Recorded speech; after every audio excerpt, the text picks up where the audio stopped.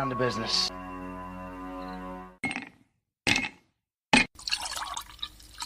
When he drinks, he thinks. That's the nectar of the gods, baby.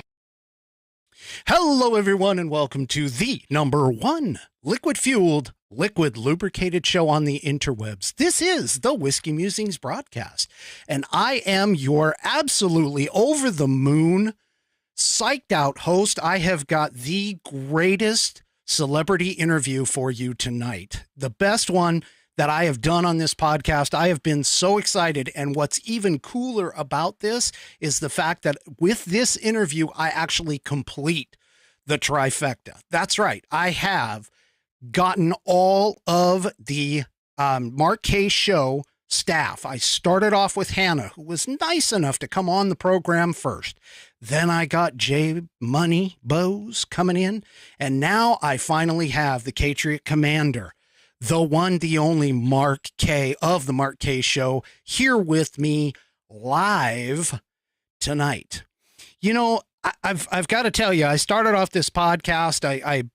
I've let it grow. It's kind of grown into different things, and I've put out a survey for you guys to let me know what you want to see. Some people said they want to see more interviews with more interesting people. I couldn't get a more interesting person than the one that we have tonight. He is diverse in terms of he publishes things like the Patriot Manifesto. He also has published, and it is on sale right now at Amazon if you want to go get it, the book GETTR, The Greatest Poems About the Worst President. He also is a musical talent, and we can call him a musical genius with his alter ego, Bluegrass Boy. And not only that, but he hosts a internationally known, nationally syndicated broadcast show from noon to 3 Eastern Time, weekdays, Monday through Friday. Let me introduce to you the man, the Patriot Commander, the myth, the legend, the one and only Mark Kaye. Oop.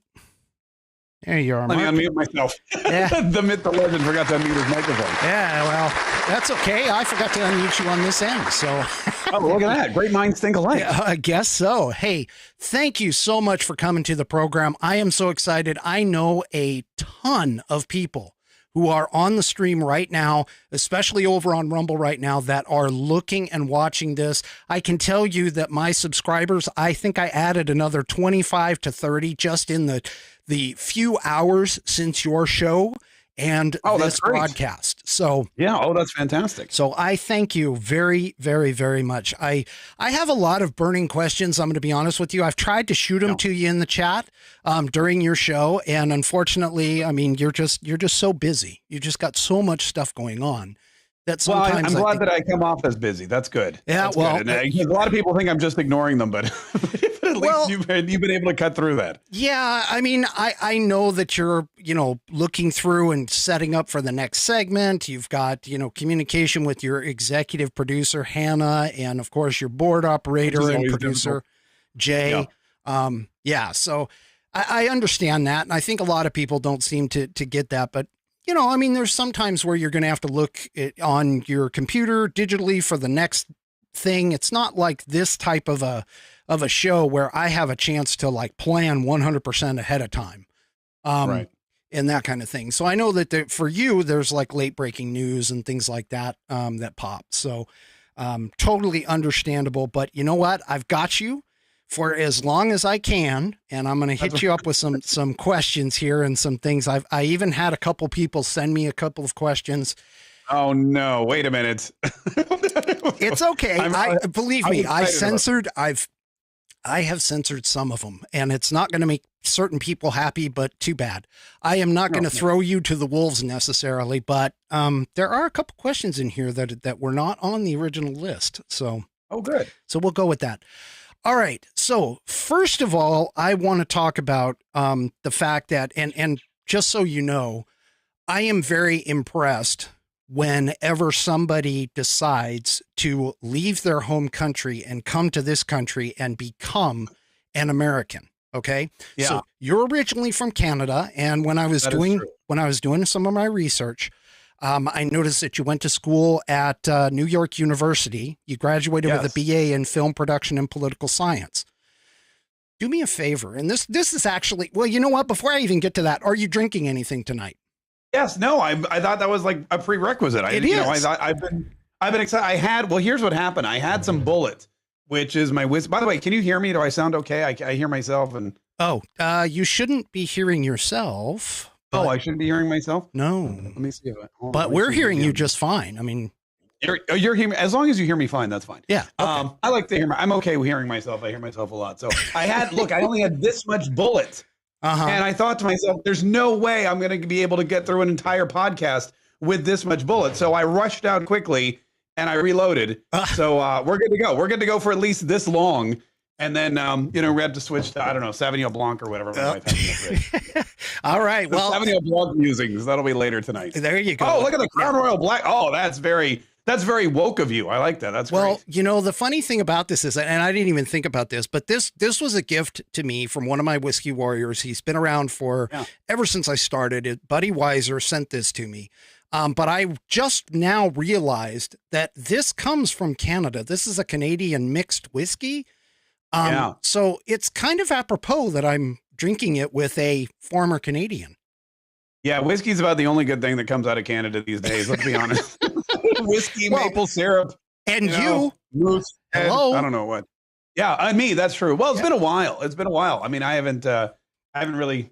I don't go back, that often, especially nowadays with their comment. It's so funny. I ran into someone the other day, and they were an immigrant from, where was it, Cuba or someplace, and we were chatting about this, that, and the other. And they said, I came here from a communist country, and I go, oh my God, me too. I'm from Canada, and so now I feel it's great. I have a lot in common with a lot of these immigrants that are coming across the border. They're fleeing communism. Just like, it wasn't a communist country when I left in 1986, but it's slowly turned into one. So, I feel that camaraderie. Yes, Justin Trudeau is taking it in a very wrong direction. I will agree with you on that one. It's the worst. Yeah, no kidding. All right. So do me a favor, because I really think that a lot of people don't fully understand, especially those of us like myself who are born here, all of the hurdles that you have to go through in order to come and actually want to join this country. Can you tell us about how you came here to the U.S., what was your motivation to become a naturalized citizen, and, explain the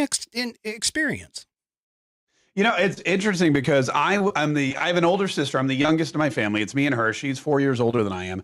And my parents, we all lived in Canada. And when I was 8 years old, my parents basically came to me and said, we're moving. And, we'd moved before, but across town. And all of a sudden they're like, we're moving to the United States. We're moving to North Carolina. And I had literally no idea about North Carolina. We moved to Winston-Salem, North Carolina, which isn't even the biggest city or the capital. All we knew about was the cigarettes. So we moved there when I was 8 years old because my sister, they had a big art school. She wanted to be a ballerina. My parents were entrepreneurs. They wanted to set up shop in the United States. And I was 8. I had really no say in the matter. They bought me a new bike to kind of cushion the blow. And we moved up, we moved to Winston-Salem. But the interesting thing is that now, after all these years, eventually my sister, life took her one way and the other. She went back to Canada. My father lived here for 35 years. He now has gone back to Canada. And I think to myself every day, are you people nuts? You're here in the United States of America. What is wrong with you? So when I turned, I guess it was 20, when I was 16, I was able to get my very own green card so I could get a job.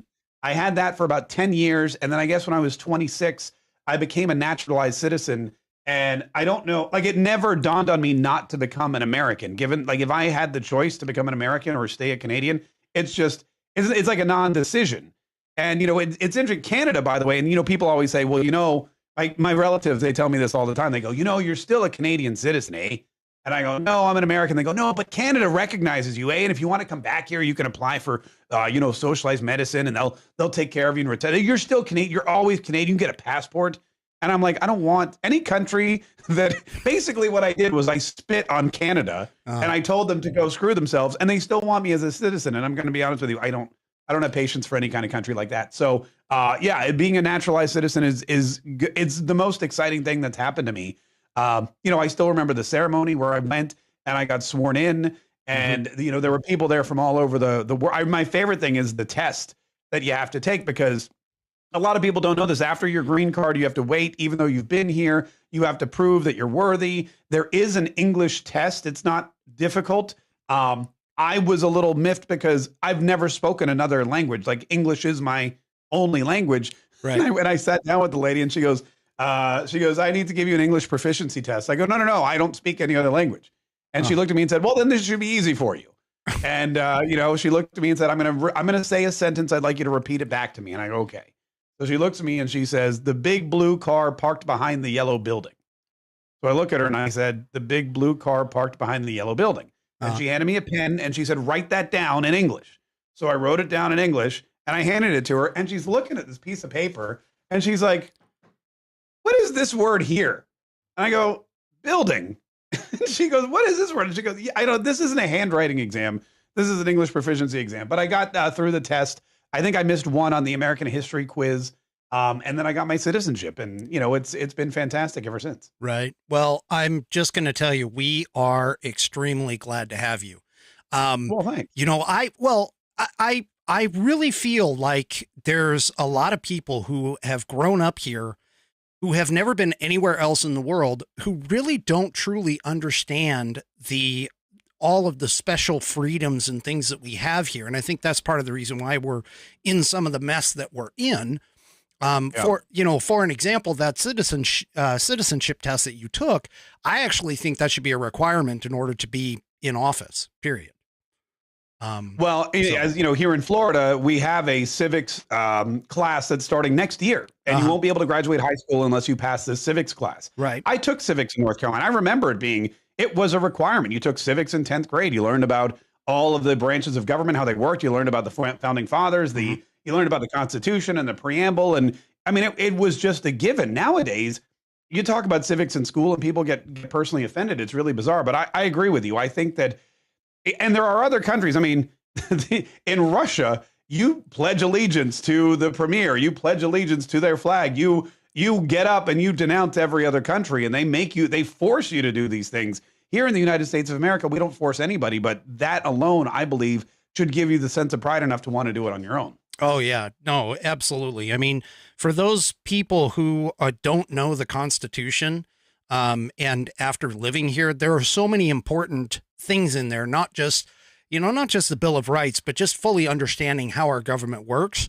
that, I think it really is important to understand it and not necessarily memorize it to the point where you can recite every single one, but you should know a lot of the important points, with regards to being an American citizen. So, it is really, and when I think, and because we talk about the Constitution all the time, I don't know if it's divine intervention, but I'm kind of a ready, fire, aim guy. But the founding fathers, they literally, I mean, I don't know how much thought they put in this, but they must have sat down and just thought through for the next 500 years every conceivable thing that could go wrong.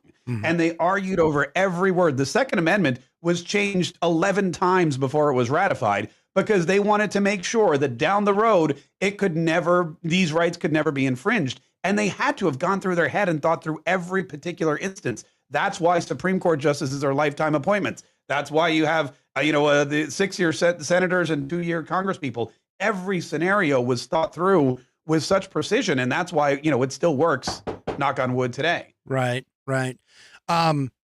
It sounds like you've read the Federalist Papers then, obviously. So, I have. Yeah. So more power, again, more power to you to not only be foreign born and coming here, but also being just as well versed as you are. You went to school for it. I mean, you got political science, or your BA as a major. So, I applaud you. Just that's great.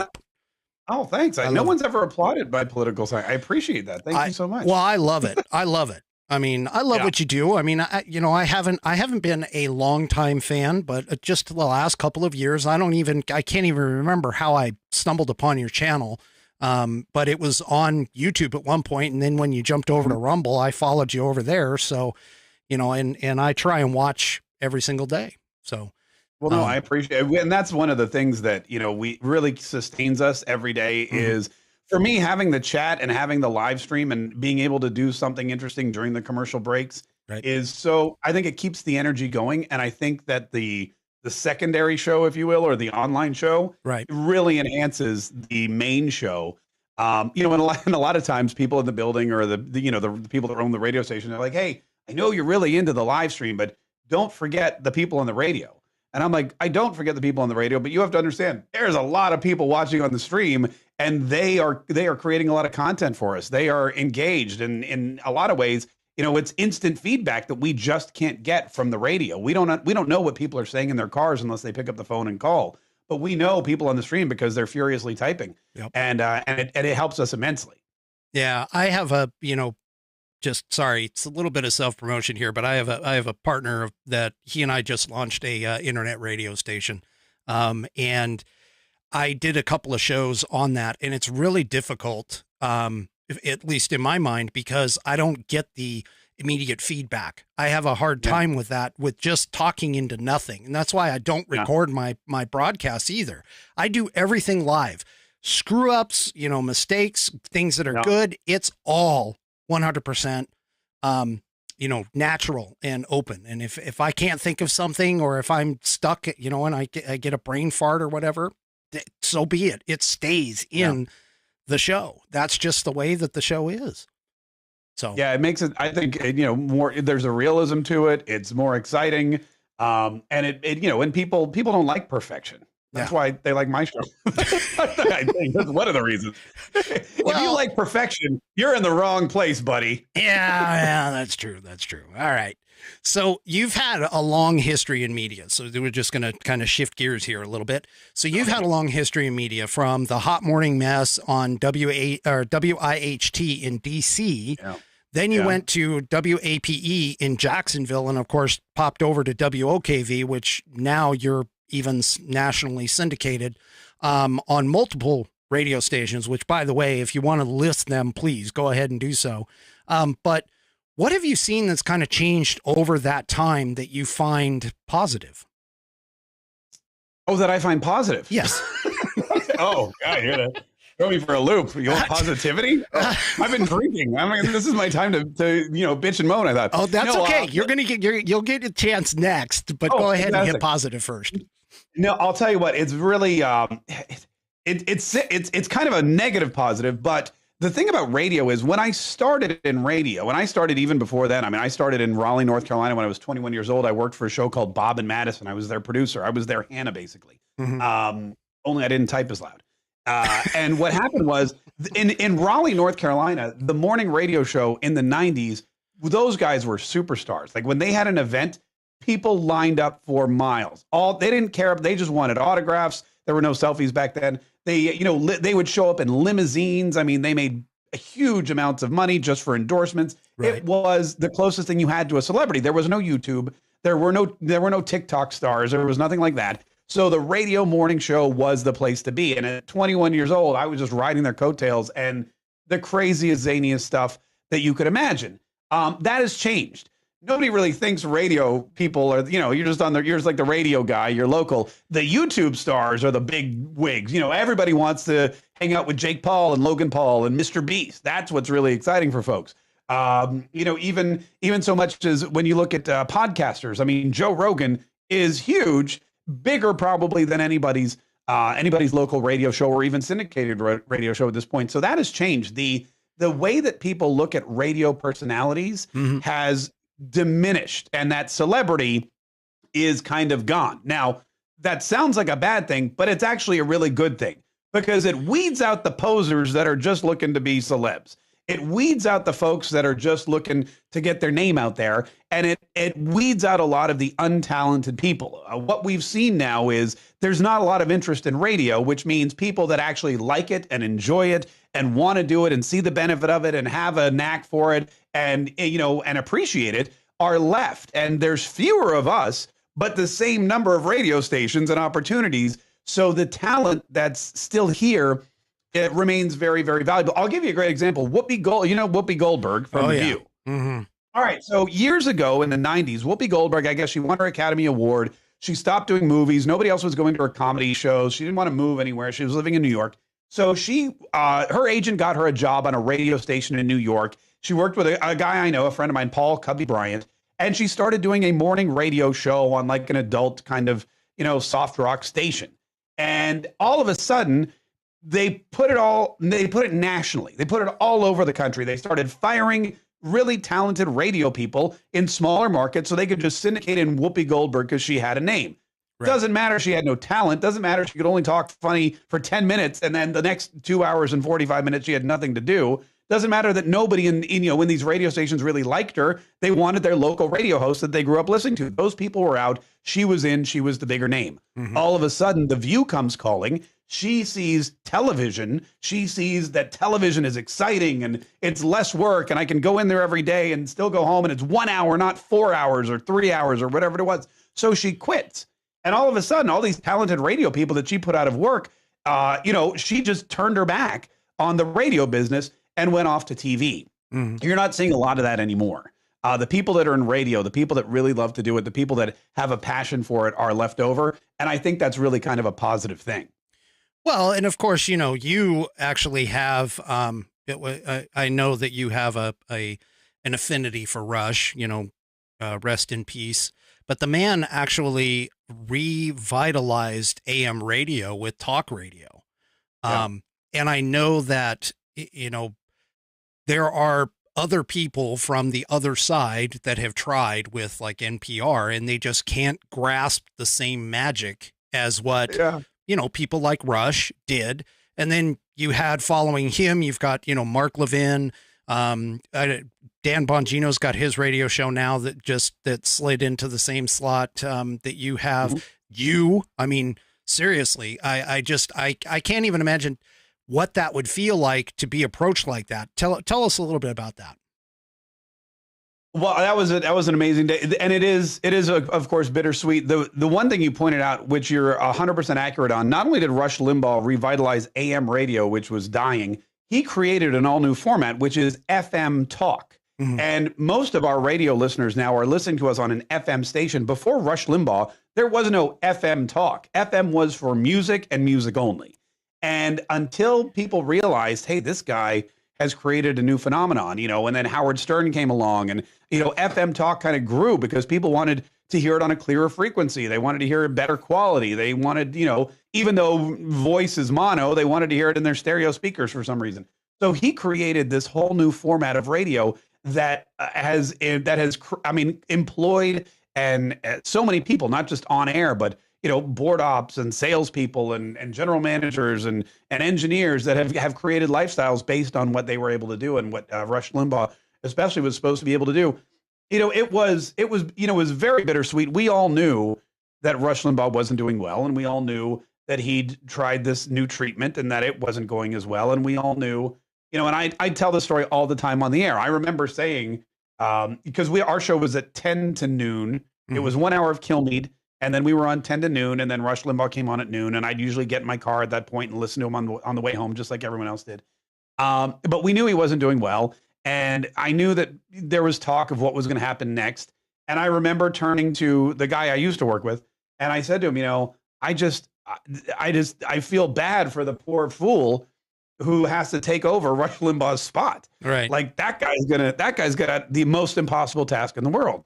And then, of course, we're all sitting there one day and we hear that he's passed, and we hear that Catherine's going to make an announcement. And so my show was done, and we all just sat there and we cranked up. We were in the old WOKV studio. We weren't in the Marquee show studio yet, obviously. Right. And we cranked up the radio and we listened to her, and it was just, it was quiet and it was solemn and it was sad.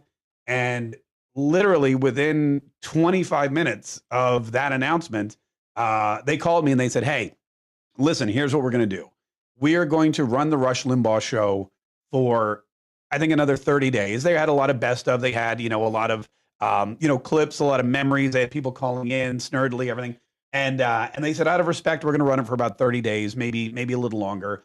But then we're going to move you to 3 hours a day. We're going to take you off of your morning show on WAPE, and you're going to be in that slot.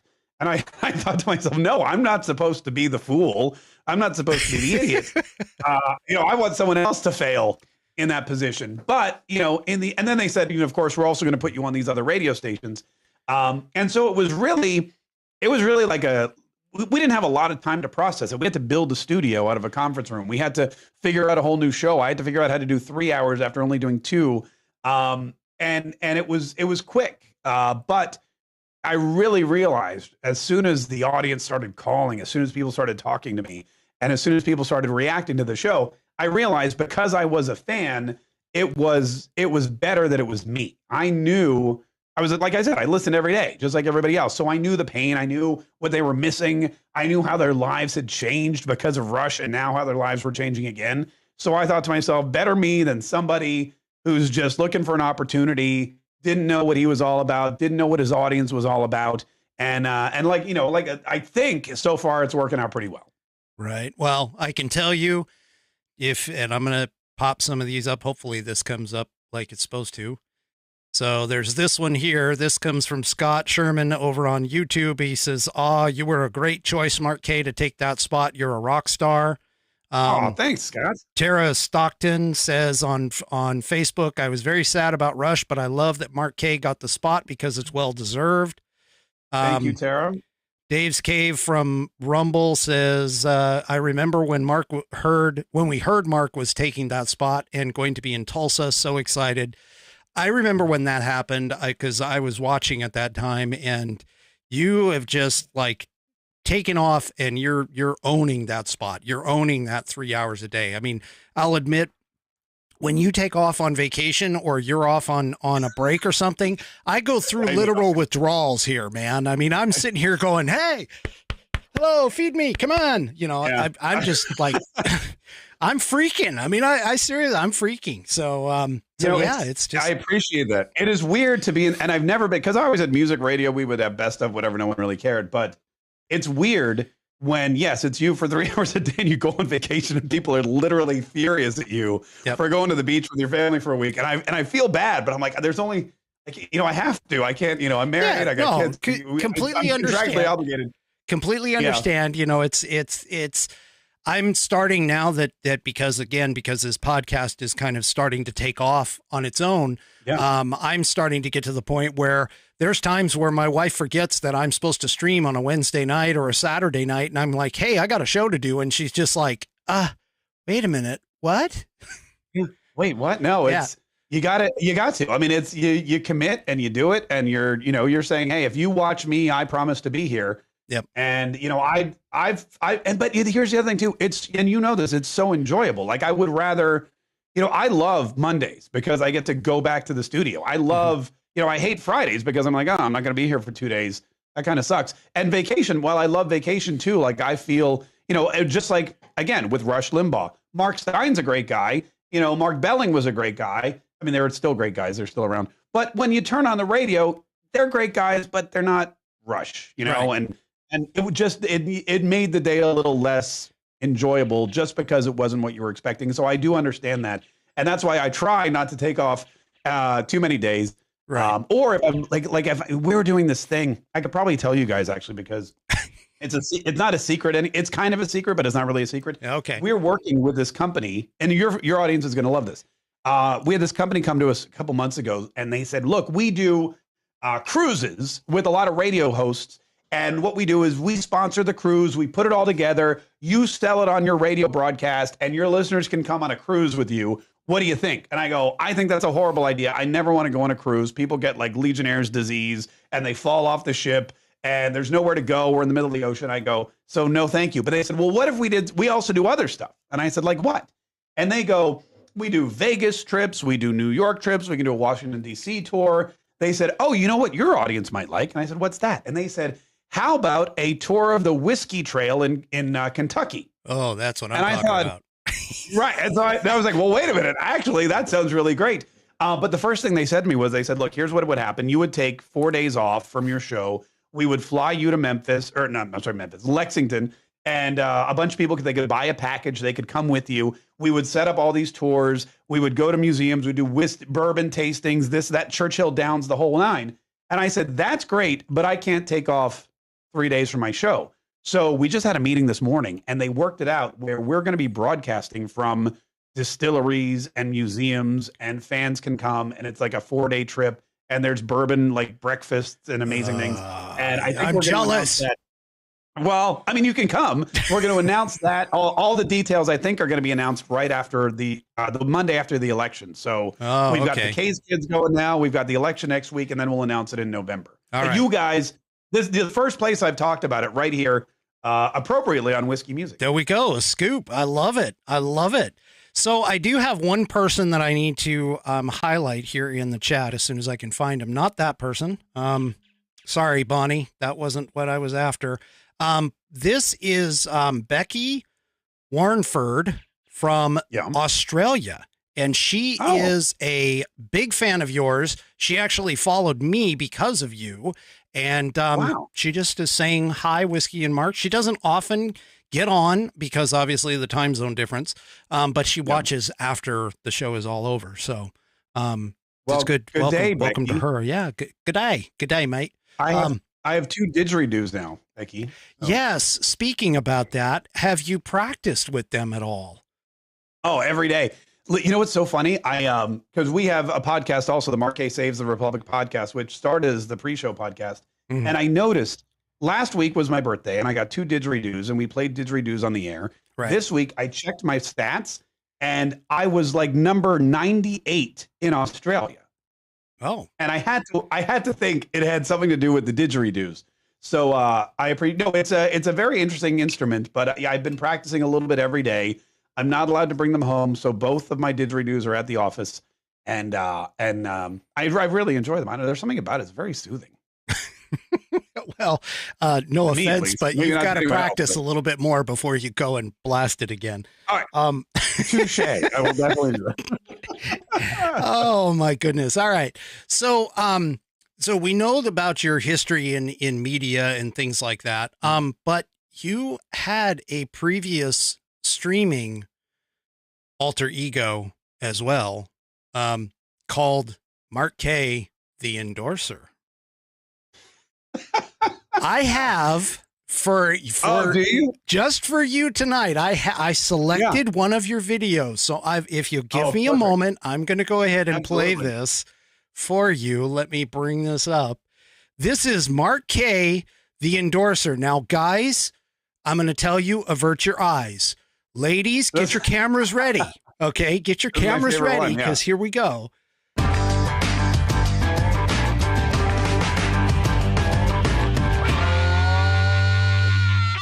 Hello, I'm Mark Kaye, the Endorser, and today I'm here in Bean's bathroom, my son Daniel, to demonstrate one of my other favorite products. It is the One Step Ahead Baby Shower Rinse Cup. Now this is a specially designed shower rinse cup made specifically for your baby or toddler. As you can see, it's got a flat side, and this yellow part here is a thin piece of rubber that will go in and out when you press it against your baby's head. It also creates a vacuum, so when you pour the water, it won't roll down your baby's face filled with soap and other detergents that might harm their eyes and make them cry and spit and gag all over you.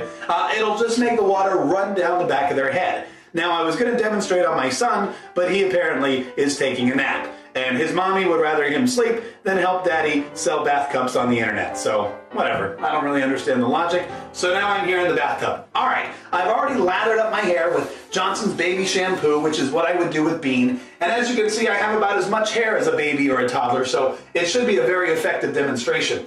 Again, I take the yellow portion of the cup and I place it against my forehead. It pushes in, creating a vacuum, and then I simply pour the water. Oh, that's cold. Oh, that's cold.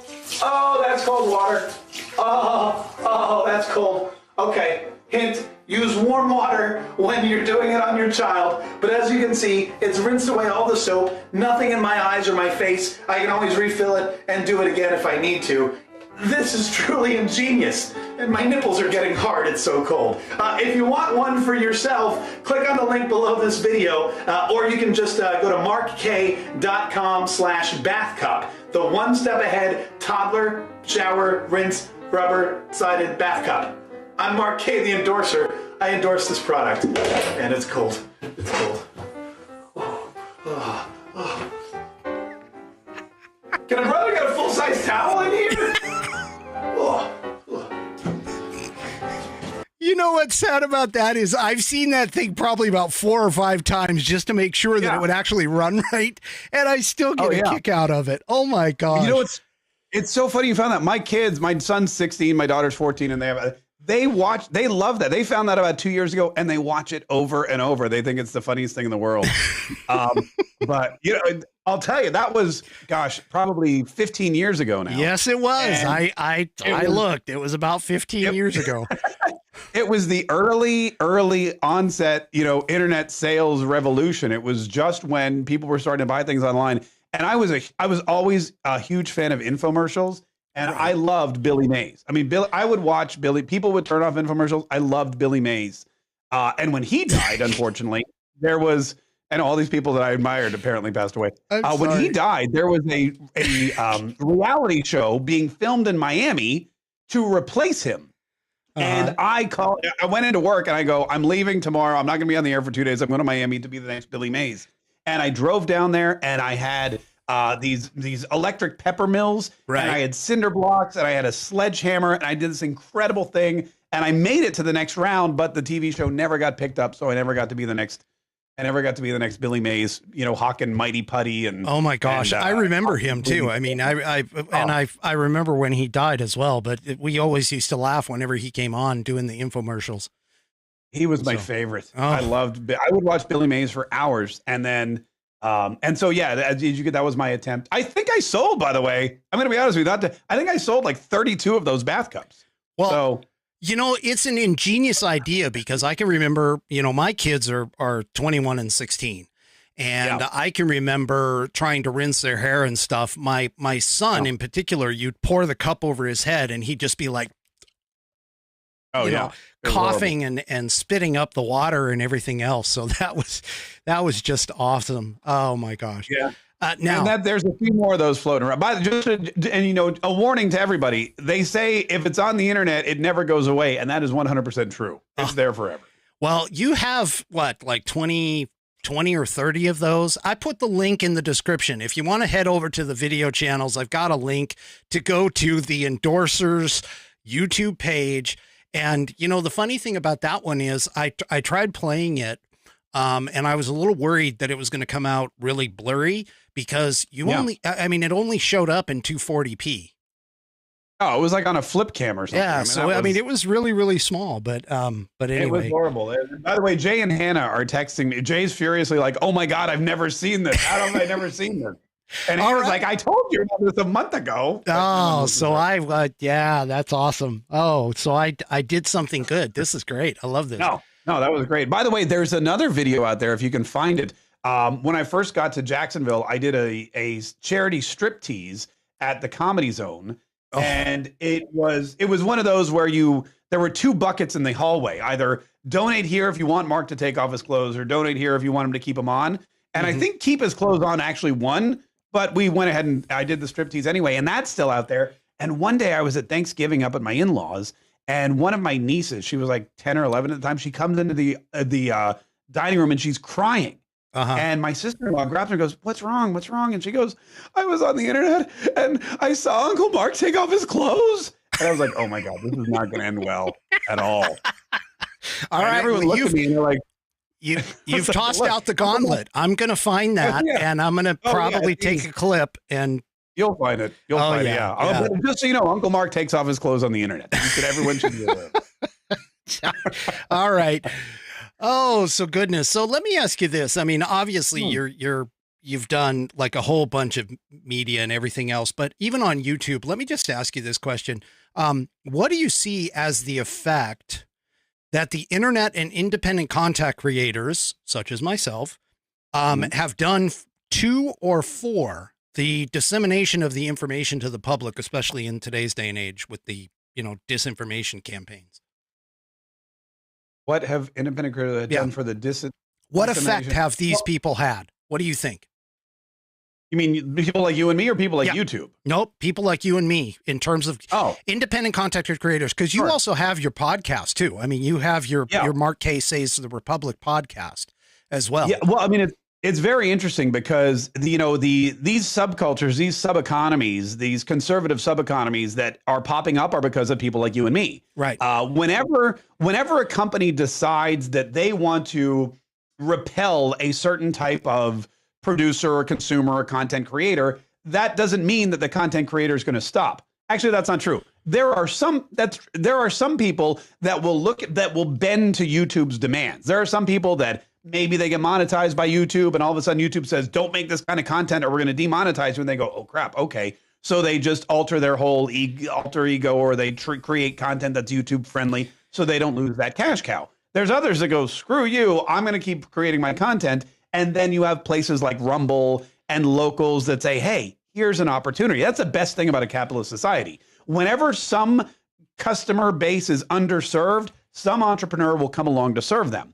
So in a way, Rumble, Locals, GETTR, Truth Social, Parler, all of these places, even now Twitter with Elon Musk. I mean, these are opportunities that would not have arisen if people like you and I didn't do what we do, despite the tyranny of big tech and the demonetization and the being put in jail and the censorship and the fights with the fact checkers. I mean, the thing about fact checkers, Candace Owens, when she was fact checked about her comment, and she fought and she won, that really changed the scope of the whole thing, because what happened was, because she said Joe Biden is not the president, and he wasn't because he hadn't yet been sworn in.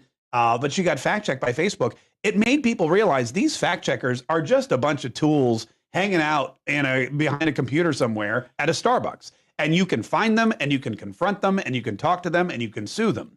And it really changed the scope. When she did that, I started to go back on all of my Facebook, warnings or dings or fact checks. And I started contacting these people, and I started contacting lawyers, and I started writing to them. And some of them wrote me back, some of them ignored me. But it really showed that it wasn't necessarily this huge machine against a group of people that were doing something bad. It was just a group of people who had power trying to subvert the opinions of other people. Mm-hmm. But now we have this huge, this two-tiered economy, the right and the left. YouTube and Alphabet are over here. Rumble, Locals, GETTR, they're all over here. And that's going to continue. And it really, competition is what really makes America and really everything better. That's why Elon Musk is able to go to Mars and Jeff Bezos is able to go into space, because before that, NASA had no competition. Right. But when you put entrepreneurs and capitalists in charge of something, they can do amazing things a lot quicker and a lot cheaper. Now, you announced today during your program that you're thinking of dropping YouTube completely. Now, I myself, I've had a couple strikes. What do you think that's going to do to your following? I mean, is YouTube really a big following for you, or do you find other outlets are actually bigger for you? No, yeah, YouTube has done their best to just destroy my following anyway. Mm-hmm. I have two YouTube channels. There's the Mark Kaye channel where we live stream. Right. And the live streaming is really the issue, because what happens during the live stream is we say stuff. Callers will call in and say something. Rand Paul, for example, we interviewed Rand Paul and we were live streaming it. And Rand Paul said to me, I don't know if you remember, we were talking about masks and things like that, and it was in the midst of COVID. And he looked at me, he said, Mark, have you ever been canceled or had, YouTube delete a video? And I said, yes, I have. He goes, well, if I answer the question you just asked me, it'll happen. I said, well, I'd like to hear the answer, so go ahead.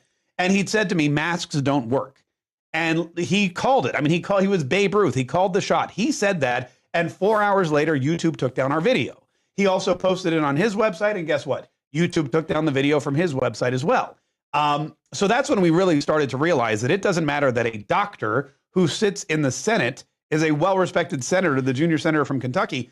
When these people are being blackballed by YouTube, things are out of control, and we have no chance. And we don't have a snowball's chance of succeeding in an environment like that. Right. So we created the second channel, the Katriots channel, and the live streaming doesn't exist there. I'll post videos there. I'll post, clips from the show. I'll post clips of the Mark Kaye Saves the Republic podcast. We'll do that kind of thing. I have YouTube shorts on there as well, which is very exciting and kind of new. But the live streaming is what would always kill us, because it's uncensored, it's unedited, and YouTube would find something there that they just didn't like, and they ding us. So that channel where we live stream is going to probably go away, or I mean, the channel, I won't delete the channel. I'll leave the content there. We've got some really good videos there that people like to watch. Right. The Hillary Clinton song is still very popular, that kind of thing. But we won't live stream on YouTube anymore. There's just no reason to do it. It's not fair to the audience. We have about 500 people daily that watch on YouTube, and, you know, God bless them. And I love that they watch. But when we get hit for 2 weeks, they've got to go somewhere else. Yeah. And then 2 weeks later, for whatever reason, they go back to YouTube. I'm really asking, you know, I'm just, you know, urging you to say, hey, look, let's not do this 2 weeks on, 2 weeks off thing anymore. Let's just, you found Rumble, you know, you found Facebook, you found Twitch. Just stay there every day, sign up for the notifications, start an account, whatever, and let's put YouTube to bed, because the live streaming there just isn't, you know, just doesn't work for us. Yeah, and I've never been monetized because I think I've got maybe 90 subscribers over there. I have much bigger following on Rumble. So yeah, I mean, I'm actually considering, because you've now announced that you're going that way, I'm actually considering closing down my YouTube at the same time, and just moving in straight to, you know, Facebook, or, you know, well, I'm on Twitter, Facebook, and Rumble along with YouTube. Yeah. So You're on Locals, right? I am on Locals, but I don't stream to Locals, not yet. Locals is fantastic, and just for those people that need a little background, Rumble, there's a guy named Alex who's the vice president of Rumble, and he wrote to me about, gosh, I want to say 2 years ago now, and he said, hey, look, we notice you have a large following. We notice you're streaming every day. We'd like to talk to you. And I talk to him at least once a week. We text all the time. Right. You know, he's helped me out. We've grown. He got me involved with Locals. But Rumble bought Locals, you know, and the two of them work in tandem. And that, to me, is going to be the YouTube killer. YouTube will be Mr. Beast and prank videos, Right. and ASMR. That's all it's going to be. There's going to be no culturally significant or historically significant content left on YouTube. There's going to be no political commentary left on YouTube. It's going to be ASMR, people eating chicken wings that sound loud, Mr. Beast, and prank videos. That's all that's going to be left, and God bless them. If they can make money on that, that's great. But you've got Rumble, you've got Locals, you've got these other platforms that are going to thrive and survive, and the content creators are going to have they're going to have a field day. Every day is going to be Christmas because of the suppression from those other networks, I believe. Right. Okay. Makes sense. Makes sense. Hey, I just wanted to let you know that you have done something that I have not done at all on this podcast, and that is you have forced me to get a refill. Oh, yay! So I actually have a second glass now because of you. Wait a minute, you never have more than one glass? I have never had more than one glass, but you know what? I'm having so much fun. Hammered. Yeah, we're gonna get you hammered. You're gonna be the next Paul Pelosi. Oh my God, I better not be the next Paul Pelosi. I mean, there's no way in hell that I would ever want to go to bed with that every night. Oh, wait, sorry. I don't think he does. I don't think he does that anymore. Yeah, all right. So let's move into your, oh my God, this is just, you know, I have a graphic for this. We just went off the rails. So hold on. I gotta find it here. Oh, here it is. So here it is. There we go. We just went off the rails. I love it. Twice. We get off of the rails twice. All right. So yeah, that was something that I started doing a while ago, but anyway, jeez. Oh yeah, I just can't. I mean, it's that Canadian whiskey. It gets to you. Yeah, she stretched, stretch Pelosi. I love when Mark Levin says that. But anyway, okay, so let's move into your charity work. And I actually have something here. I'm going to, hopefully your video doesn't pop off. If it does, I'm going to go ahead and shut it off real quick. So again, this is live broadcast. This is what happens. Sometimes the host who's been drinking whiskey, and the engineer who's been drinking whiskey screws things up. So yeah, yep, that's what I figured. Okay. Oh, you want to watch that? Yeah, it pops up automatically when you don't shut it off. I mean, OBS, you know how that goes. I forgot to turn it off because I forgot that I was going to do this. So anyway, let's talk about your Ho Ho Hold'em tournament and the Kaye's Kids charity. In particular, I'm interested to find out how it came into being, and then how you decided to partnership with Dreams Come True, and then of course go into the rest of your Ho Ho Hold'em tournament. Well, it's interesting. We had, again, I was working for WAP at the time, which is a top 40 station. I was doing morning radio, and for whatever reason, for years, they just, there was this push, like, let's start a charity or let's work with a charity, and nobody could get any movement. They couldn't get any momentum on it. And I was like, I mean, again, I find that I'm typically one of those people that just does stuff because it needs to be done, and then later on we'll figure out the logistics. But my wife actually became really heavily involved with this. It was my 40th birthday, and she was planning a big 40th birthday party for me at this restaurant down in on the beach called the Pier. She was inviting everybody, like literally everybody we knew was invited, everyone from work, every one of our friends. And she said, why don't we, because you're 40 and you don't really need anything. And I go, that's true. She said, why don't we use this as an opportunity to start our charity, and we'll ask people to just make a donation. And I said, that's a great idea. So we worked with, there was a woman named Jay Donovan, and she started something in Tampa called an Apple a Day. And what she would do is she would buy an Apple computer or an iPad for a child in the hospital who needed one to, keep up on their schoolwork or FaceTime with friends or just be entertained while they were doing chemotherapy. And she did it in May, and she was able to get a lot of sponsorships, and she got like 30 of these iPads or Apple computers. So we met with her, we talked to her, we got some ideas, and we decided for my 40th birthday, people were going to come to this party and drink and have fun. And in lieu of gifts, we just had a bucket. We said, put in some money. We're starting a charity. We're going to buy, we thought maybe we could buy like 10 or 10 iPads for kids maybe. And lo and behold, what happened was we raised, I mean, my friends were really generous, and we raised thousands and thousands of dollars on my 40th birthday. So we started Kaye's Kids. We found Dreams Come True just by sheer luck. They're an amazing organization. They're here in Jacksonville. They're local. And they were started as a kind of local version of Make-A-Wish. And the difference about the two organizations is, number one, they're local, so they know the community. But also, Make-A-Wish is huge. And as a result, they have a lot of overhead, which means when you give $1 to Make-A-Wish, I'm not sure of the exact amount, but that whole dollar doesn't go to the person getting the wish. There's a lot of marketing dollars, and there's a lot of people that have to pay salaries and whatnot. You can check, but it's somewhere around 60 cents.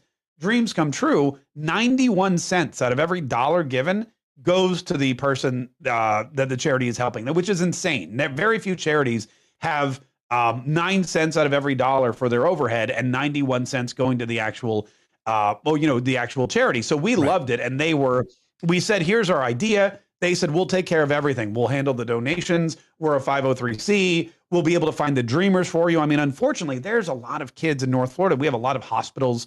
We're kind of a medical center here. So there's a lot of kids being flown in from all over the Southeast to get treatments for these terrible diseases.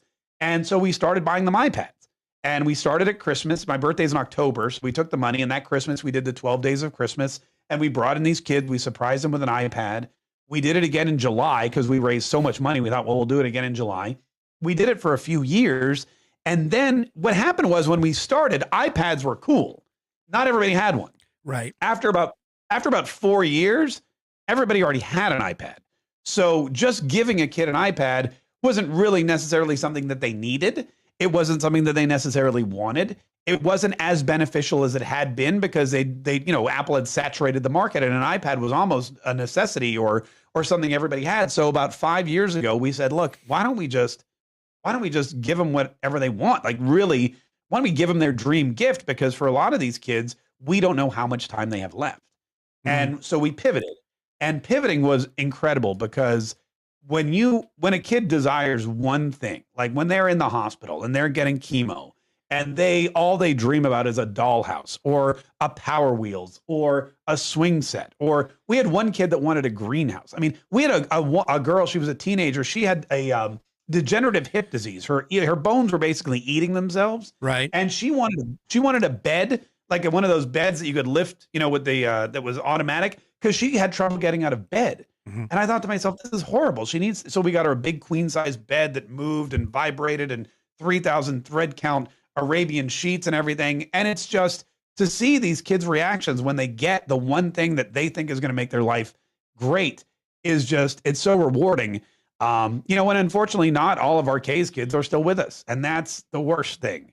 But you go back and you think about when they got their gift and their parents, and you talk to them, and you're glad that you could do something while they were here. We have others that are thriving. I mean, there's one girl, we gave her an iPad, I want to say 10 years ago, and she's now, I think she just got a modeling contract in New York, and you can see she's nice. modeling. She still has her scar from her port, where her, they would put, there's a port scar, but she's a professional model. So it's really, really, really, really fantastic, and we're just so glad we can do it. Well, I know it's for me anyway, and I know that there's a bunch of other, Catriots that are out there that are listening to not only this, but also listen to you. Your 12 Days of Christmas and your Christmas in July is it's seriously a fan favorite. I know I watched the chat. There are so many people who are in there who, talk about getting tears and that kind of stuff, about some of the stories, and all of the kids that you've had in the studio. They have all come in and they're all positive, and they're all, it's like they don't even know that they're in a situation that, is really, really horrible. And so I really appreciate the fact that you're there. In fact, I've pushed it on the podcast in the past. I'm going to keep pushing it because of the fact that I think it's a great charity. I think it's awesome. I just have one question for you, because a lot of people have asked. I mean, I know that you do the Ho Ho Hold'em tournament, and that's like one of your biggest draws, but can people just go to the Dreams Come True website and just donate to your charity, the Kaye's Kids charity, throughout the entire year? Absolutely, you can. If you go, what we do is we direct Kaye's Kids to the Ho Ho Hold'em page around this time. And if you go there, and we've already gotten, when I talked about it, I couldn't imagine this year has been an explosion. And again, I don't know if it's because we're in all these markets. I don't know if it's because the fan base is growing. I don't know if it's because people are realizing how great the charity is, or if everyone loves poker. But we've sold tickets and tables and whatnot. But the straight up donations have been off the hook. And you can go there right now. You can donate. After the Ho Ho Hold'em tournament on December the 1st, we'll just revert back to the regular page, and you can click and you can donate anytime. And we appreciate all the donations. The poker tournament has been really, I got involved with I started playing poker, and there's a local poker celebrity. Her name's Allie McDeal, not her real name, but she hosted a poker show. She's a poker star. She, her husband works at the poker room here, Best Bet, which is a phenomenal establishment. I played poker in a lot of places. It's a high class place. And what they did, they invited me to a charity poker tournament one day. So they just said, hey, come on out, be a celebrity, bounty, play some poker. And I did. And I was watching all the money. And at the end of the tournament, we were there for like 4 hours, and the guy announced they made some ridiculous sum of money. And I turned to her, I go, how did you do that? She goes, oh, it's easy. If you want to do it, we could totally do it. So the first year we did it was 5-6 years ago. Mm-hmm. We invited people, we sold the tables. We made $12,000, which covered the entire next year of both the 12 Days of Christmas and the Christmas in July. So the next year we made $16,000. That covered the next year's both Christmas in July and, of course, the 12 Days of Christmas. And we had money left over. So Dreams Come True was able to call us and say, hey, we have a kid who has a dream in July or in August, or we have a kid who really needs a computer because they're going to be at home and they need to be homeschooled. And now we're able to do so much more than just those two events. We only do those two events on the air, but there's stuff going out all year long from the money we've been able to accumulate. And we've been able to help other kids that you never even hear about just because of the success of this tournament. And of course, the generosity of everybody, all the Catriots who listen. So yeah, we definitely appreciate it. And anything you can do, anything you do anytime, it'll go to good use. Oh, absolutely. I mean, I'm really excited. In fact, I was so excited. And I think you're aware of this, but I'm going to go ahead and throw it out there anyway. I actually was planning on coming to the poker tournament this year. Unfortunately, my regular job got in the way. Those regular jobs are the worst. Huh? Those regular jobs are the worst. I know. Well, I mean, and when you're a fledgling little podcaster who's not really, anyway, the point is though, that I was planning on coming. I wanted to make it a really big deal. And now I'm forced to look at next year. Now you made a couple of changes, to things this year for the Ho Ho Hold'em tournament. You want to quickly run through those, for us so that we all know? Well, it used to be called the Ho Ho Hold'em Celebrity Poker Tournament. And, in Jacksonville, there's a small handful of celebrities, right? Former Jaguars players that we could get. There's a couple of local news broadcasters, things like that. After 5 or 6 years, it didn't seem to have that celebrity draw. Last year, we were able to get William Hung from American Idol, which I was thrilled about. But what we decided was, a lot of people they were coming to the tournament to hang out with us. And, Hannah and Jay and me, and those were the people that people wanted to hang out with, and vice versa. We wanted to hang out with people as well. So we decided to just get rid of the celebrities. Also, COVID threw us for a loop. It used to be the regulation was 9 people to a table. So if you bought a table of 8 tickets, we could throw a celebrity in your table and it wouldn't, the even flow. You could have 4 couples and a celebrity. But due to COVID, the new restrictions are 8 people to a table. So all of a sudden we were offering 7 tickets because we had to force a pseudo celebrity in there. We got rid of all that. We started the very important Catriot table. We charge double for that, but the benefit is you get to hang out with the 3 of us. We're going to sit at that table. You're going to play poker with us at that table. It's live streamed the entire night. And that was a genius idea because those 5 tickets, I mean, in the blink of an eye, they were gone. And that was really great. I think it was 2 hours, maybe? Not even, probably like an hour, 45 minutes. Yeah. And then what happened was people started buying up the other tickets. The tables are going. People didn't, it's really about the camaraderie. It's about, hanging out with like-minded people. When we're going to be there mingling and taking photos and the prizes and the concept. And it's just so fun. There's nothing more fun. And people get intimidated until they go. If you know nothing about poker, this is the tournament you want to come to because it is just fun the entire time. And so many people have come and they've never played before. In fact, Hannah, her first year, she'd never played. She was like, she made it almost to the final table. So it's really like we don't allow poker pros. One year we made the mistake of allowing walk-ups. And what happened was these poker sharks from the poker room would just walk up before the tournament thinking they could make some easy money. And so we learned our lesson. We don't do that. If you don't pre-register, you're not at this tournament. So you're not going to get any of those poker sharks that are trying to get an easy buck off of you. No, it's a lot of just good people having a good time for a good cause. Perfect. And this is the first year, just to kind of answer a question here that came in. They want to stream the poker tournament. This is the first year that you're streaming the VIK, the very important Catriots table. It's streamed every year. Best Bet has a Twitch channel that they stream on, but we're going to stream it for the first time. Because again, this table, we weren't always at this table. This was the final table. You had to earn your way there. But since we're going to be there the entire time, we're going to stream the entire thing. I think we're going to do it solely on our Rumble. But I don't know yet. Details on that are pending. But I would say definitely another little scoop there, folks. Another little scoop popped off on the Whiskey Musings broadcast right here. All right. No, you're getting me. I'm dropping all the dirt. Yeah. It'll either be just on Rumble or everywhere, but probably just on Rumble. We'll get into that a little later on, but absolutely, it's going to be so much fun. And again, even if you don't know anything about poker, I mean, it's me and Hannah and Jay and 5 of our Catriots. It's going to be fun to watch.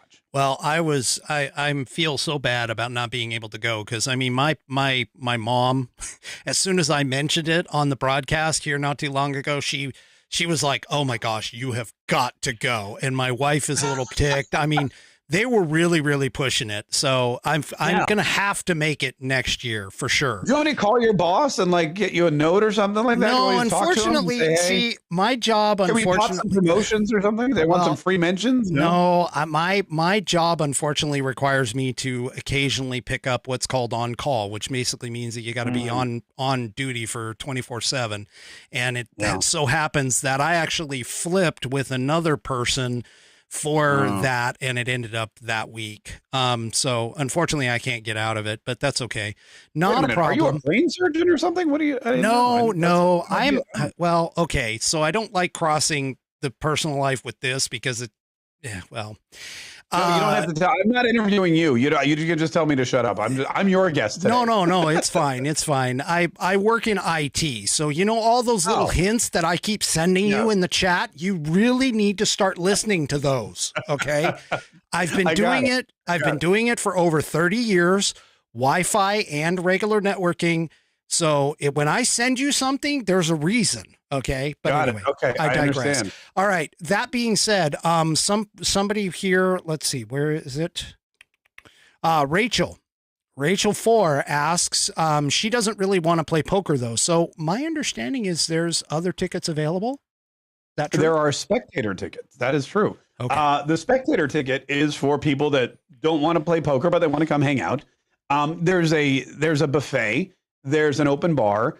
And the thing about Best Bet is it's really weird. You wouldn't think that a poker room would have amazing food, but they have the most amazing food. Their sushi is incredible. They have pulled pork sandwiches that people in Memphis are killing for the recipe. They have, and they do it right. The bar is open bar for 2 hours, and there's all kinds of just fun stuff going on the entire time. So there is a spectator ticket. It's $75. That gets you the dinner and the drinks, and then a small donation to Dreams Come True and Kaye's Kids. If you have somebody, what happens is a lot of, we get a lot of dudes who are like, I want to play poker, but my wife doesn't play or my girlfriend doesn't play. So we instituted the spectator ticket so they could come as well. But I'm going to be honest with you. A lot of people, they get there and then they see that they can play and they want to play. Right. The folks at Best Bet, what they do is, doors open at 6. About 6:15, they open up 5 training tables. So if you've never played poker, you can spend about 30 minutes before the tournament learning from dealers. They'll talk you through it. They'll play some practice hands. And then again, like I said, it's a low maintenance. It's not a real competitive environment. It's not a competitive atmosphere. It's just a lot of people having a lot of fun. So we've actually had spectators pay for a spectator ticket, come in and say, I want to play. I'm upgrading. Let's go. So either way, you can go to kayskids.com and get whatever you want. Well, my thing, honestly, was to meet you and Hannah and Jay, of course, in person, live, to be able to talk and just see you guys. Because obviously I live on the complete, about as far off in the continental U.S. as I could possibly get from Jacksonville. So that is true. But anyway, one quick thing, because I saw this, B. Crespin popped in and said, Whiskey should have blue screened the show's background. Guess what, B. Crespin? This is a green screen. Okay. I am chroma keying. All right. There you go. Okay. Yeah. Mine's not. Mine's real. But no, yours is real. Although if you threw a green screen behind you, I could have had you in my background. I've done that before. Oh, really? Yes. Well, you should have told me. I would have brought my green screen. It's fine. I'm cool. Next time. I'm cool with it. I'm cool with it. Next time. Next time. All right. So, I have a question. We're going to move kind of back into politics just for a short minute. We have an extremely important election in less than a week. The Democrats, all I hear from them is democracy is on the ballot. I personally think I agree that democracy is on the ballot, but I actually think that it's more the constitutional republic is on the ballot. Okay. Correct. I want to know, because you're, a political science major, you're a well-known political broadcaster. What are your predictions with the Republicans' chances for both the House and the Senate this year, or only one or the other? And then any thoughts on the possibility of some long-term Democrat-held governor strongholds, such as New York and Oregon, which a lot of people aren't paying attention to. I mean, Oregon's had a Democrat governor for 35 plus years.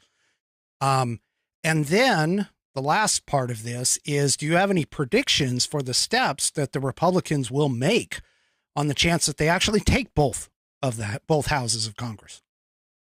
I think failing any really huge misstep by anybody at this point, it'll happen. There'll be a Republican House and a Republican Senate. The Republican House is a done deal. We had Michael Walton today, and that guy's running unopposed. Kat Kammack is running unopposed. John Rutherford here in Florida, basically running unopposed. There's so many conservatives that are running unopposed. In Florida, we got another House seat because of the redistricting map, because of the census, all the people moving from New York and New Jersey to Florida. Aaron Bean, who I've known for years as a local Florida representative, he's basically running unopposed, and he's going to be another Republican congressperson. So that's a done deal. Nancy Pelosi will be out of a job. She can stay at home and take care of her ailing husband.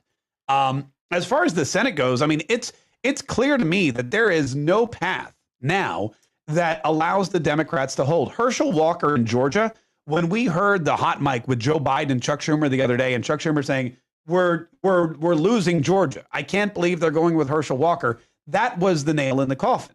Raphael Warnock is such a bad candidate. He's such a horrible senator and a really bad pastor, apparently, and also not really a nice person from what we're learning, that Herschel Walker's a no-brainer in Georgia. Mm-hmm. So with Herschel Walker winning Georgia, I believe I believe we run the table of Pennsylvania. I mean, John Fetterman the Democrats allowing John Fetterman to run have basically handed that seat to Dr. Oz.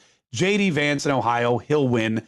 I'm a strong believer that Adam Laxalt will pull it off in Nevada. I'm a strong believer that Blake Masters will win on the coattails of Kerry Lake in Arizona. And then Michael Waltz, when he came in today, and a lot of people that were watching on the stream, which was funny because the first time Michael Waltz came in, it was after the show.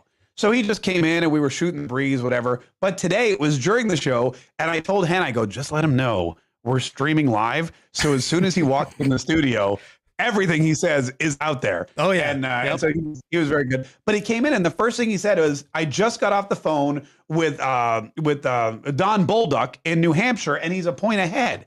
And New Hampshire wasn't supposed to be in play. But New Hampshire being in play now with Chris Sununu, a lot of people know him. Chris Sununu is the Ron DeSantis of New Hampshire. That guy is as popular in New Hampshire as Ron DeSantis is in Florida. Right. So I believe that Ron Bolduc will be the big spoiler, and we're looking at 53 seats in the Senate. I think I heard Sean Hannity say 54. Okay, that'd be great, but 53 at least, which is a boon for, I mean, not just Republicans, but for the country. That's my prediction. Well, I'm going to toss go ahead. another one out to you. And this is one that's a sleeper. Okay. So I live in Washington. We all know this. Hannah comes from Washington. We all know that too. There is a possibility right now. The Republican who is running, and it's Tiffany Smiley. She's just a mom who just decided to jump in this year. She is taking on 30-year incumbent Patty Murray. Patty Murray is scared. And I'm telling you this because I saw on Twitter, obviously her staff put out. I mean, God knows these people nobody ever like uses Twitter except for maybe you and I. It's always a staffer or something. Yeah. But she put out this thing where she's like, Democrats have to go to the polls. If you are complacent, essentially her message was, I won't win. She didn't state it, but it was close. Now, to understand, I mean, politics in Washington is considered a blue state. Washington is actually divided by, believe it or not, the mountains. Everything east of the mountains is blood red. Everything west of the mountains is typically blue, or when you get outside of the cities, it's more purple. Yeah. Tiffany Smiley has a really good chance because current Trafalgar polls actually have her within the margin of error. That doesn't happen in Washington. And so I'm like really excited for her because I would love to put the retirement papers for Patty Murray on the table. And the funny thing is I've been watching national news and they're not really talking about it until the last couple of days. It's like all of a sudden they realized, holy crap, we've got another Senate seat that is up for grabs and we're in trouble now. It's amazing. Well, and the other thing that people have to remember about polls is that Republicans underreport by about 5 points. Right. So any poll you see for a Republican, add 5 points, which means Dr. Oz has solidified Pennsylvania, which means Tiffany Smiley is pretty much in a dead heat. And which means people you mentioned in New York, Lee Zeldin is pummeling Kathy Hochul because Republicans don't report on polls. They don't, they're paranoid. They don't answer the phone, number one. And when they do, they don't tell anybody what they're thinking. And we saw that with Donald Trump in Michigan, where Hillary Clinton thought she didn't have to go there. Pennsylvania, same thing. So anytime you see a poll where a Republican is within 1 point or is in a dead heat, that Republican is doing far better than the media is reporting. Oh, absolutely. And you've got Oregon, who for the first time in 35 years may actually vote in a Republican governor. Yeah, I mean, that'd be great. I mean, New York, you've got Michigan, you've got Oregon, and because of that third party spoiler candidate, which is fantastic. I mean, and you know this, Oregon is like any other big blue state. It's one city that has an overwhelming majority of Democrats, and the rest of the rural parts of the state hate the Democrats. They hate their way of life, and they are conservative. That's what I keep telling people. Everybody's like, oh, just cut Oregon, Washington, and California off and just dump them into the sea. And I'm going, no, you don't get it. It's the cities that are the problem. It's not the entire freaking state. It's like, oh my gosh. There were some of the northern counties in Oregon wanted to join Idaho. Oh, yeah. And I was all about that. I love Idaho's a fantastic place. If you've never been to Idaho, it's amazing. But I was all about that. I'm like, yeah, let's instead of redistricting, let's just redraw the lines. And if you want to secede, if your county wants to join a red state, go for it. Well, all of Western Washington, just about. I mean, I won't say like all the way up because we have Spokane. Mm-hmm. Spokane is kind of a blue city now. Yeah. But generally speaking, most of the eastern counties, they're all like, yeah, we want to join Idaho. I have a good friend. I had him on a couple about the NHL. It was Steve Stiles. He's actually in Idaho. And he moved there probably about, 10, 15 years ago, maybe longer. Shoot, it's been so long. But anyway, he loves Idaho, and outside of Boise, just like any other state, outside of the cities, you run into red people, red and purple for the most part. It's only the cities that are screwing us up. Yeah, and I'll tell you a funny thing about Canada. I have an aunt who lives in Langley, British Columbia, which is maybe 10 miles from the Canadian border. I think she's closer to Seattle than Vancouver. And they are hyper conservative. They own guns, they shoot, they love freedom of speech, they hate Justin Trudeau. And it is the same thing. Whenever you get outside of the city in Canada, whether it's Toronto, Montreal, or Vancouver, you have nothing but conservative, red-blooded. I mean, they're Canadians, but they really believe in everything that we believe here in our red states in the United States of America. It's exactly what it is. The city mentality just spoils people's viewpoints for whatever reason. Yeah, she's not that far from me, just so you know. Yeah. Okay. Yeah. So, all right. So we're going to move off of politics for just a second. I've got to ask this just because you're a published author. I mentioned Joetry. I mentioned the Patriot Manifesto. I have the physical Patriot Manifesto right here. Oh, look at you. Read it. Yeah. I love this thing. And in item number 7, it says vote. That's what we all need to do. Okay. So this is my little moment of vote Republican. They may not be perfect, but the other side is completely insane. Okay. All right. Correct. That being said, you're a published author. You're obviously a musician. I mean, look at what you have hanging on the wall behind you with all of your ukuleles, and you've done, guitar solos and things like that in the studio and stuff. I'm so accomplished. Yeah, very accomplished. Well, you're a lot more accomplished than me. I can't pick up a freaking musical instrument at all. So there you go. Let me ask you this. Do you have another project in the works? I do, as a matter of fact. Is there any way that you care to give us a preview of what that might be? I will tell you this. I have a project that I've been working on now for months, and for whatever reason, something has always popped up that has kept me from finishing it. Really? I don't want to give too much away, but I will say this. This is not just this next musical project. My last musical project that was really successful was Even Santa Hates Joe Biden, which you may remember broke the top 10 on iTunes worldwide over Christmas last year. Yep. But we have a new song, and I will tell you this. This is all I'm going to tell you. I'm hoping it will be released this month, and it features the vocal stylings of one Hannah Guile. Whoa.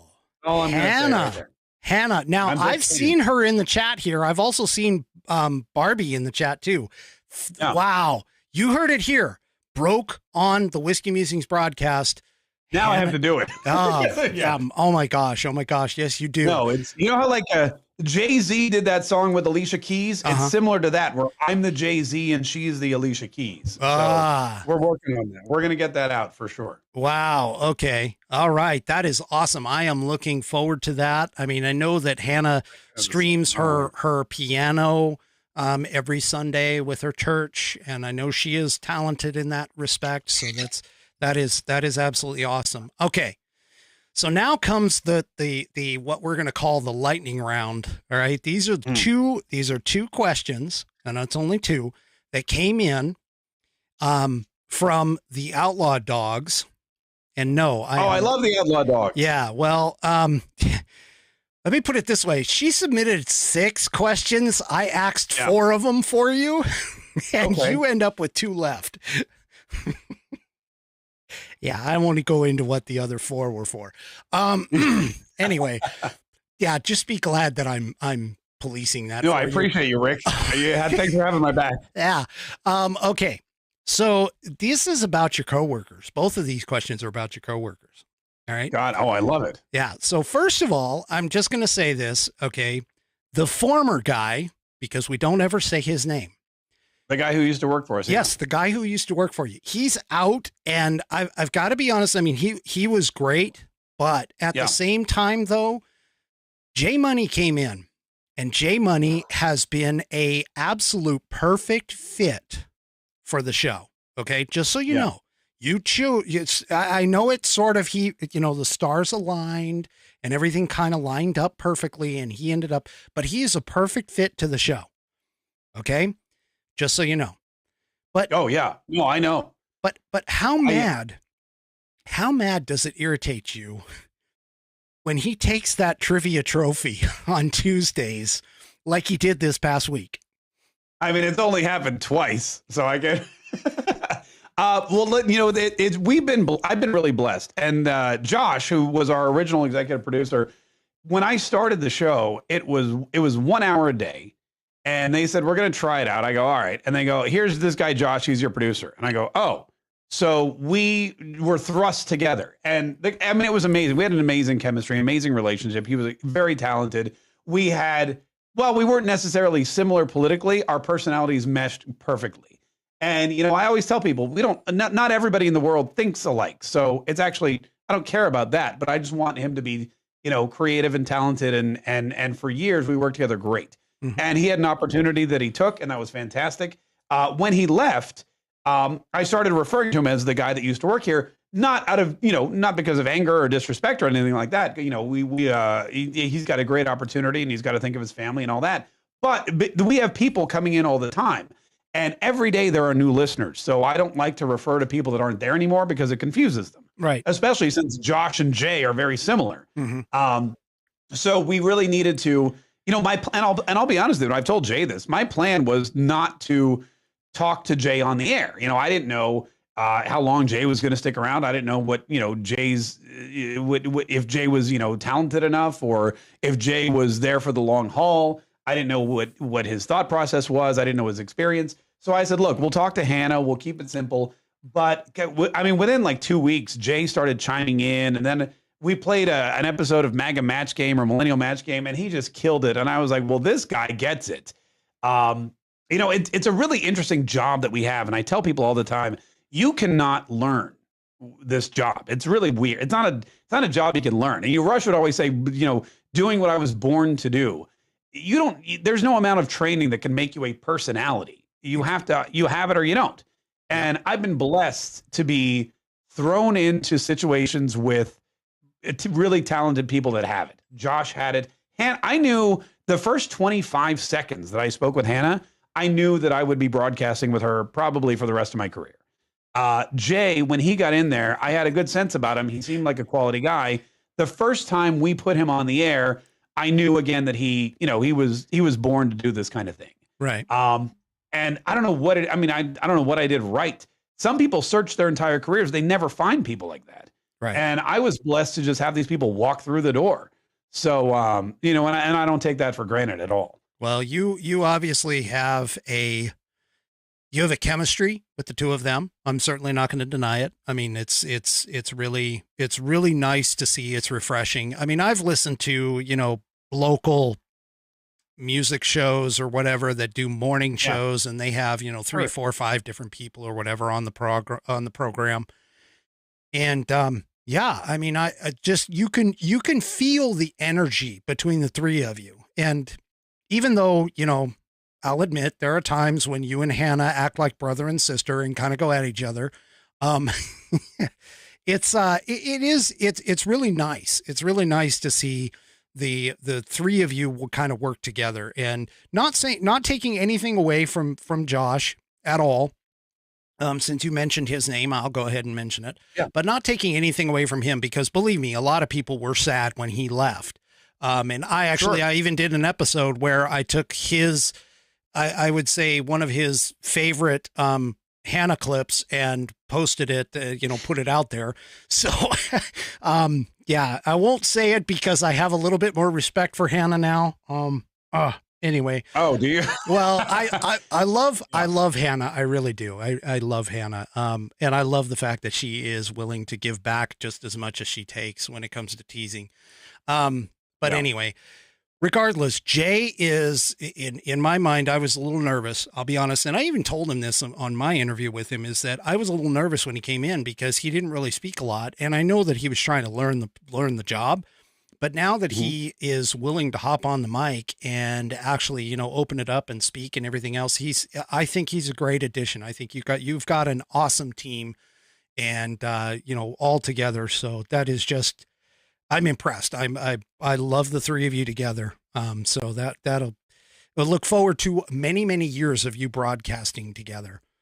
For that. Well, yeah, me too. Knock on wood. Now you know what's going to happen. Someone's going to quit tomorrow. You jinxed us. No. They better not. Well, actually, wait a minute. Won't. Hold up. Wait a minute.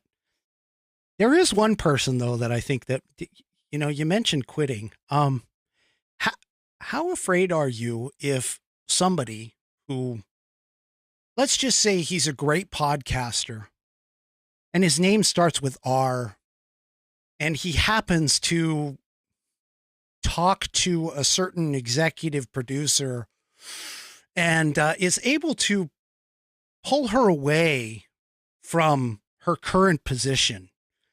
How would you feel about that? I mean, I don't, good luck. Here's the thing. I'm flexible. I love everybody and I want to work with everybody forever. But if they decide something else is better, then, good luck with that. We'll work it out in the end. I've worked with a lot of different people over my career. And, and that's the thing. When somebody leaves, there's no bitterness. There's no anger. There's nothing like that. It's their decision to go and, they have an opportunity that they think is great. And that's fantastic. What I look at is I've still got to come into work tomorrow. Yeah. Right. I've still got to produce a show. And so if I don't talk about somebody or if I don't text them or if I don't bring them up, it's because I've still got a job to do back here. Mm-hmm. And, and that's kind of always been my mentality. And that's kind of always held me through. But like I said, we're in a really good spot right now, knock on wood. And if I can keep everybody happy and if, we can keep soaring to new heights, I'd be thrilled, to not only work today with Jay and Hannah, but work, my last day in broadcasting with Jay and Hannah. They're that good. Well, you don't have to worry. Like you said, you don't have to worry about it. She's not going anywhere. Right. And in fact, I wouldn't even be able to come close to like pulling her away. She loves working for the Marquet Show. I know that. So well, we'll fix that. No, don't fix that. I'm totally kidding. No, she is awesome. Now, the one thing that I will have to say that you and I do have to, or at least you for sure, because you see her every day. We have got to get her over this idea that she is not busy, or she is too busy enough to have a podcast. Okay. We really have to work on that. So annoying. I mean, I know it's so annoying. It's weird when the problem with Hannah, and I tell Hannah this all the time. The problem is she doesn't know how talented she is. And which is fine. I mean, some people, it takes them a while to figure it out, but there's so much more content there that she could tap into. I mean, everyone has a podcast. And if you're on the radio, you should have a podcast of some kind. It doesn't have to be in line with what you have. I mean, she's teased having a podcast with her mother, which right. I would listen to. I think it would be phenomenal. So yeah, we'll definitely pump her for more content in the future. Yeah. Yeah. Okay. So I popped this. This is W Grow. Nice try, Rick. There's no way you're going to take Anna from Mark. You're right. I'm not. And honestly, the Powerball. Listen, if you win the Powerball tonight, she'll be gone. She needs a new fridge. No, actually, I would. Well, okay. I'm going to throw this out there. If that was the case, I would be investing in the Marquet Show as a partner, silent partner, money wise. Perfect. I'll take it. Yeah. And believe me, I would show up for Kaye's kids with a very large check for you as well. Thank you. So unfortunately I can't do that right now. I wish I could. I love Kaye's kids. I really, really do. Well, you know what? You have hung out, honestly, for an hour and a half. I cannot thank you enough, realistically, for even just coming on the program and everything else. You have been absolutely wonderful. I would love to talk to you again sometime in the future, and have you back on the program, of course. But again, I'm going to kind of sound like a fanboy here, but I watch your broadcast every day. I love it. Thank you so much for showing up here and being a part of this. I think it was just absolutely wonderful. Well, Rick, it's my pleasure. And like I said, I'm a fan of podcasts and social media and conservative voices. And if we don't support each other, there's not gonna be any of us left. And and I appreciate everybody who show. I'm not always able to comment, but I know you're there, and I see the numbers, and I see who's there every day, and that means so much to me. And if I can show up for you, then I know that you're going to keep showing up for me. And if we show up for each other, then we're going to win. And that's what it's all about, because winning means saving the Republic, and that's what we need to do. Oh, yeah, we definitely need to save the Republic for sure. Well, thank you very much for your time, sir. I know I took you away from a poker tournament for this, so I appreciate the time. I really do. Actually, my wife has texted me going, "Are we watching 90 Day Fiance or what?" So, all right. Well, I will let you go take care of the wife, because of course you have to. I mean, you have to take care of the wife. It's 90 Day Fiance. Come on. Having an Italian wife, I understand what that's all about. Okay. Exactly right. So, all right. So thank you very much, sir. I do appreciate your time, and we'll see you tomorrow on your show. Yeah, Rick, thank you so much. This was so much fun. Thank you. I had a blast, sir. I had a blast. Thank you. All right, folks. So that was the absolutely wonderful Patriot Commander. This is the highlight of my podcast for not saying that I won't have others, because I certainly hope that I will, but I'm going to tell you right now, this is the highlight. This is going to be the interview that if somebody asks me in the future, this is the one that really put me on the map. This is it. And I hope that anybody who came here to listen to the broadcast and listen to the conversation between Mark and myself, I really hope you hang out, check out my other videos, and do me a favor and subscribe. Obviously, I am heavily into Rumble, but if you can't do that, then definitely go to some of my other places like Facebook and YouTube. I will transmit on those for as long as I can. Thank you all very much for coming. I really appreciate all of you, all of my subscribers, all of my Whiskey Warrior P1s. You guys are great. And hey, I transmit on Wednesday nights at 8 p.m. Eastern, 5 p.m. Pacific, Saturday nights at 9 p.m. Eastern, 6 p.m. Pacific, right here on all of my outlets. If you're watching me now, this is where you can find me. Take care, people, and we'll see you Saturday. We'll see you next time on the Whiskey Musings broadcast. Good night, everybody.